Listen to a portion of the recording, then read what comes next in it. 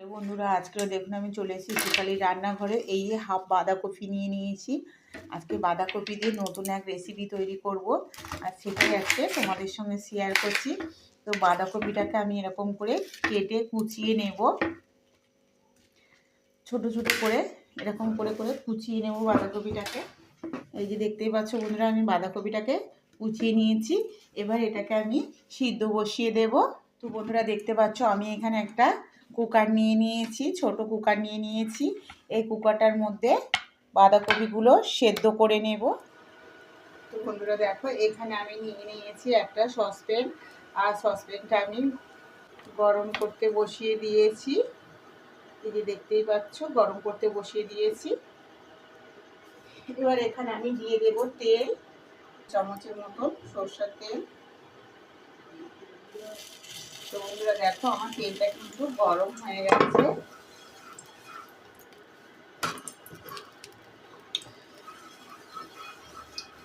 এখানে আমি 3খানা পেঁয়াজ কেটে নিয়েছি, আর শুকনো লঙ্কা, আর এখানে নিয়ে নিয়েছি লবঙ্গ আর এলাচ। তো বন্ধুরা আগে আমি এলাচ আর লবঙ্গটা দিয়ে দেব তেলের উপরে, আর শুকনো লঙ্কাটাও ভেজে নেব।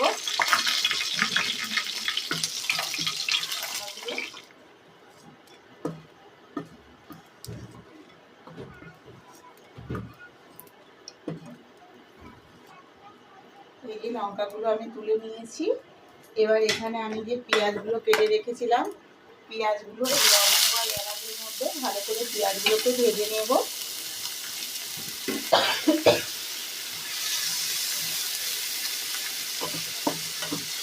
দেখতেই পাচ্ছ পেঁয়াজটা কিন্তু আমার ভাজা হয়ে গেছে। এবার আমি আস্তে আস্তে করে মশলাগুলোকে অ্যাড করব এর সঙ্গে। এখানে দিয়ে দেবো আমি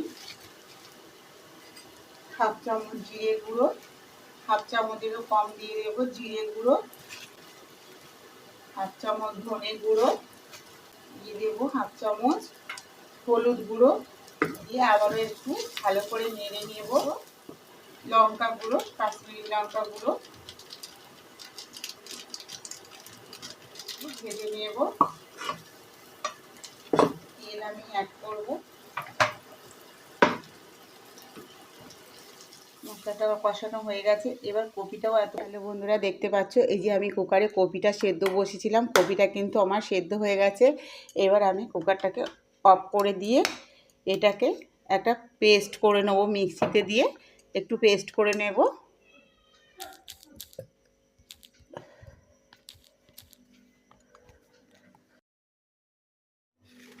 তো আমি এই যে কুকারে কপিটা সেদ্ধ করে নিয়েছিলাম, এবার কপিটাকে ঢেলে নিচ্ছি একটা প্লেটে করে।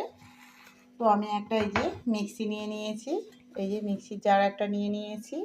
এবার এখানে কপিগুলোকে আমি ঢেলে দেবো, এই যে কপি সেদ্ধগুলো।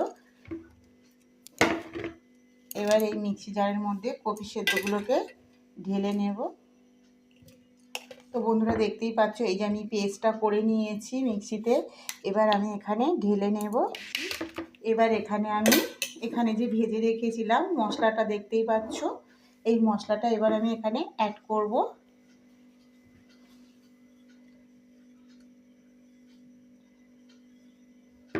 মশলাটা অ্যাড করলাম, আর এখানে আমি একটু লবণ দিয়ে এখানে 4-5টা শুকনো লঙ্কা নিয়েছি, শুকনো লঙ্কাটাকে ডলে দেব, দিয়ে দিয়েছি। এবার আমি বাঁধাকপিটাকে ভালো করে মাখিয়ে নেব।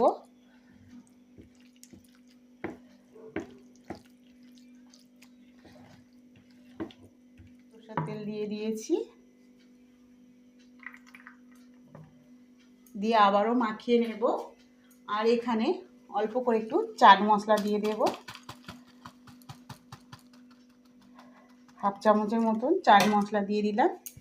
এই চাট মশলা দিলে কিন্তু এর ফ্লেভারটা আরও সুন্দর লাগবে। এর সঙ্গে এবার আমি একটা প্লেটে সাজিয়ে দেব। দুটো শুকনো লঙ্কা,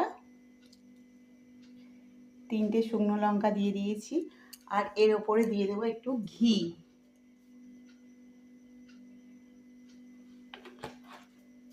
এই ঘিটা দেওয়ার জন্য কিন্তু এই বাঁধাকপির ভর্তাটার টেস্টটা আরও সুন্দর হবে।